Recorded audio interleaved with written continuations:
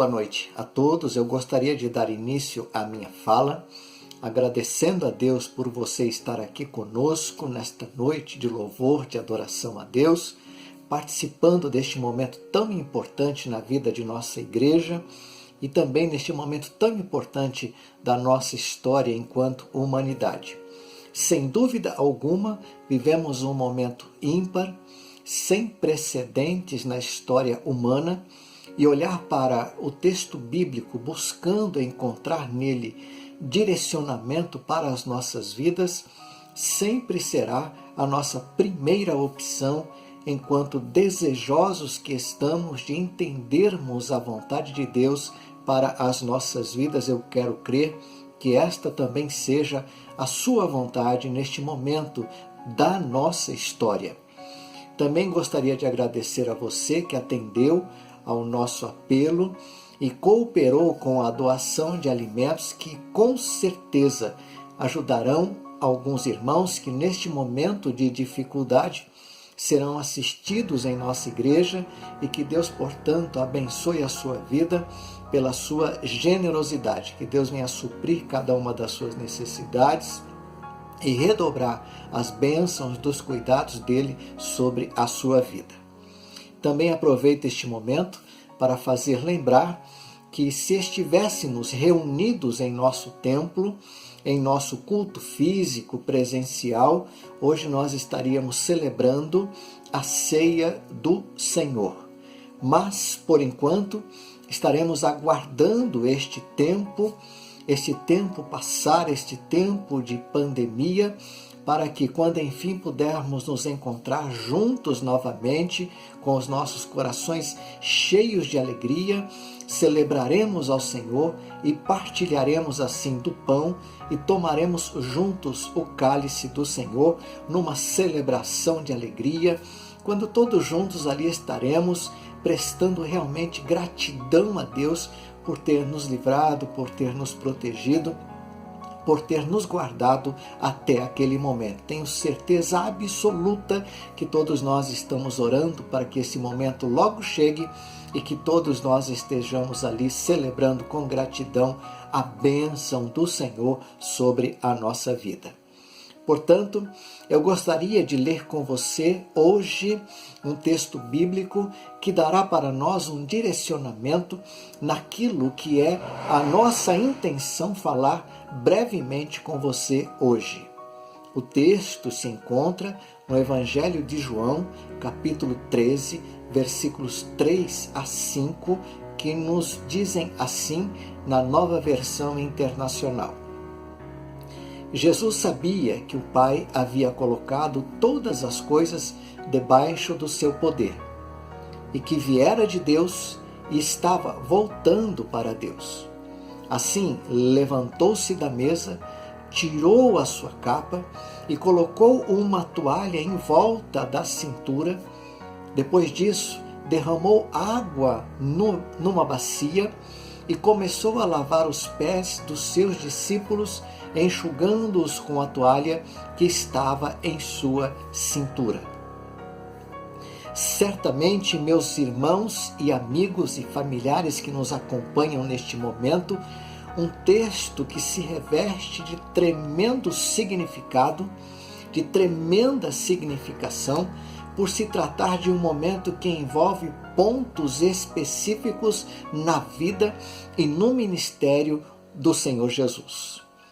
Também um momento específico vivido pelos apóstolos na história de caminhada com o Senhor Jesus, e também um tipo de atitude e comportamento de Jesus quando serviu não somente para os discípulos, para ensino, para educação, também para doutrinamento, como também serve para nós em nossos dias.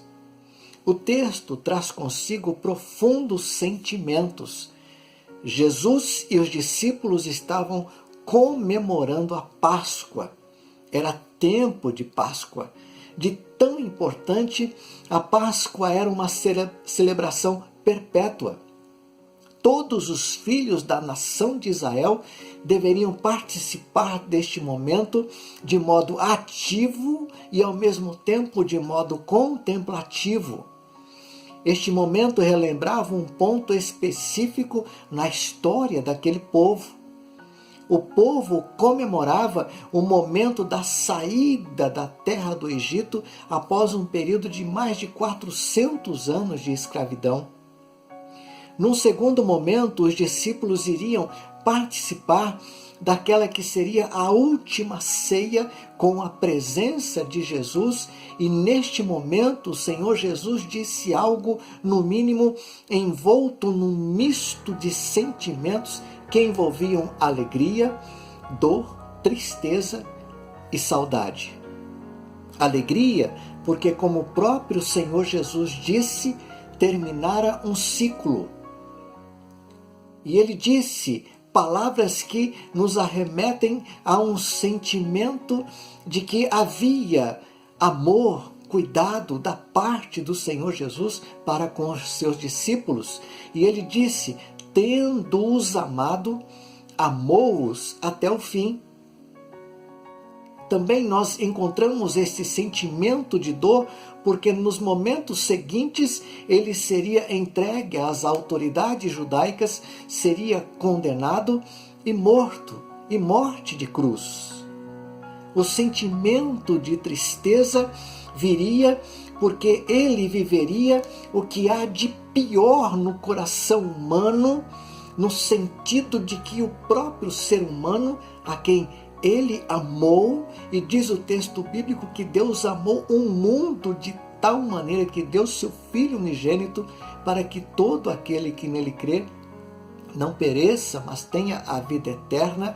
Esta dor, porque ele viu o que existia de pior neste coração que ele tanto amava. Ao mesmo tempo, o sentimento de saudade, porque ele partiria para junto do Pai.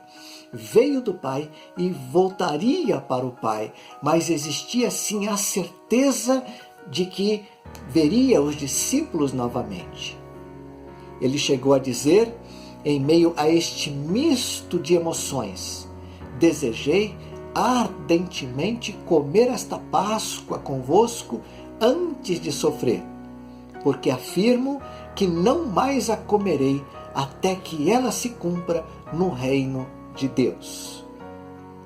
O seu desejo, portanto, do Senhor Jesus era estar com os discípulos, comer com os discípulos, experienciar um momento de despedida e também anunciar um futuro reencontro que se daria no reino eterno de Deus. Os discípulos, por sua vez, receberiam uma lição muito rica para com aquele momento, e nós iríamos viver para lermos sobre tal ato e aprenderíamos a lição de um tipo de humildade que ainda precisamos nos encorajar para a prática já aprendida, lida, explicada, demonstrada por atitudes, pelo comportamento do Senhor Jesus, algo que nós precisamos ainda, como disse, nos encorajarmos para esta prática, no momento inclusive que estamos vivendo como pessoas, como mundo, neste tempo que se chama hoje. O momento que vivemos agora é de apreensão, de ansiedade. Existe uma expectativa desconfortável no coração das pessoas. Todos estamos esperando que alguma coisa aconteça, que boas notícias nos sejam enviadas, que chegue até nós uma palavra de alento, de conforto, de segurança, de esperança. E eu não consigo enxergar que exista outra palavra ou outra presença que nos venha trazer tão esperado conforto, tão esperado alento, a tão esperada segurança e esperança a não ser nas palavras de Jesus e a sua poderosa presença em nós, em nossas vidas e por nós. Sem sombra de dúvidas, alguém que está vislumbrando bem proximamente o seu momento derradeiro de vida e que ao mesmo tempo se acerca de pessoas cujas presenças eram desejadas e para as quais dirige palavras que focalizam a eternidade ainda por vir, e que estaria lá para que novamente e para todo sempre fosse celebrado a memória daquele momento. Nele, nesta pessoa, cujas palavras se revestem de poder, cada um de nós pode descansar e esperar na certeza de que ele estará lá. A lição da humildade é para nós em nosso tempo. Não tem como ser diferente, aliás, porque no reino de Deus não há espaço para orgulhosos, não há espaço para os prepotentes, para os arrogantes. Aliás, o próprio Senhor Jesus já havia dito aos discípulos no Sermão do Monte: bem-aventurados os humildes, porque deles é o reino dos céus. No reino dos céus, ou no reino de Deus, quem quiser ser o primeiro, que seja o último. Quem quiser ser servido, que aprenda a servir. Quem pretende ser exaltado, que aprenda a humilhar-se. Nunca foi tão necessário que esta lição, já aprendida, repito, pelo exemplo e atitude do Senhor Jesus, fosse colocada em prática. Vivemos o tempo dos poderosos. Vivemos o tempo da inflexibilidade, dos extremos, dos julgamentos precipitados, das indiferenças. Vivemos o tempo do ódio, da maquinação do erro, da traição, da arrogância. Vivemos o tempo das maquinações, as maldosas maquinações do coração humano. O Senhor Jesus nos lembra que, quando juntos em nossos cultos de adoração e celebração, quando trazemos a lembrança que o Mestre e Senhor, o grande Eu Sou, despiu-se mais uma vez de suas vestes já humildes, se torna como escravo a lavar os pés daqueles cujos corações haviam sido visitados pela poderosa presença transformadora e experimentaram do perdão e da sua graça bendita e redentora. O Senhor, que deixou a sua glória, que veio a este mundo vil, corrompido, viveu entre nós, mais uma vez, tira as suas vestes, mais uma vez humilha-se como escravo o mais humilde e demonstra a atitude de humilhação e, por que não dizer, de respeito à dor humana, à necessidade humana. O tempo e a eternidade vão dizer se aprendemos ou não. Por enquanto, o nosso papel será buscarmos entender qual seja a vontade bendita de Deus para a nossa vida, para cada um de nós. A minha oração é que Ele, o nosso Deus, em sua infinita graça e poder, nos ajude a caminharmos no tempo presente com o nosso coração em rendição, em humildade, entendendo a real necessidade que temos da sua presença em nossa vida.